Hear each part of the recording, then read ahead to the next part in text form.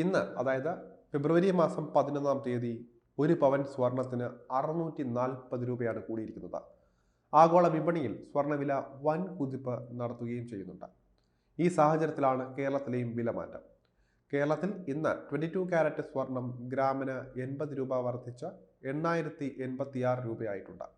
പവന് 640 രൂപ വർദ്ധിച്ച് 64,480 രൂപയിലും എത്തിയിട്ടുണ്ട്. വെള്ളിയുടെ വില 106 എന്ന ഗ്രാം വിലയിൽ തുടരുകയാണ്. ഒരു പവൻ ആഭരണം വാങ്ങാൻ പണിക്കൂലിയും GSTയും ചേരുമ്പോൾ ഏതാണ്ട് 70,000-ന് മുകളിൽ ചിലവ് വരും. പഴയ സ്വർണം വിൽക്കുന്നവർക്ക് 1,300 രൂപ മുതൽ 2,600 രൂപ വരെയുള്ള സംഖ്യ കുറച്ച് പവൻ വില കിട്ടും. 22 കാരറ്റ് സ്വർണം വില കൂടുമ്പോൾ 18 കാരറ്റിന് പ്രിയമേറുകയാണ്. ഈ പരിശുദ്ധിയിലുള്ള സ്വർണത്തിനും വില കൂടുന്നുണ്ട്. ഇന്ന് 65 രൂപയാണ് ഗ്രാമിന് അതിന് വർദ്ധിച്ചിരിക്കുന്നത്. 6,650 രൂപയാണ് ഒരു ഗ്രാം സ്വർണത്തിന്റെ വില. ഒരു പവന് 53,200 രൂപയായിട്ടുണ്ട്. ആഭരണം വാങ്ങുമ്പോൾ 58,000 രൂപ വരെ ചിലവ് വന്നേക്കും.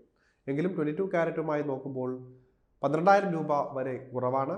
18 കാരറ്റിനും വില ഏറി വരുന്ന സാഹചര്യത്തിൽ 14 കാരറ്റ് സ്വർണം ആവശ്യപ്പെട്ട് ഉപയോക്താക്കൾ ജ്വല്ലറികളിൽ എത്തുന്നുണ്ട്.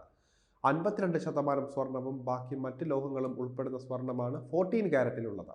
18 കാരറ്റിൽ 75% സ്വർണവും ബാക്കി മറ്റ് ലോഹങ്ങളുമായിരിക്കും ഉണ്ടാവുക.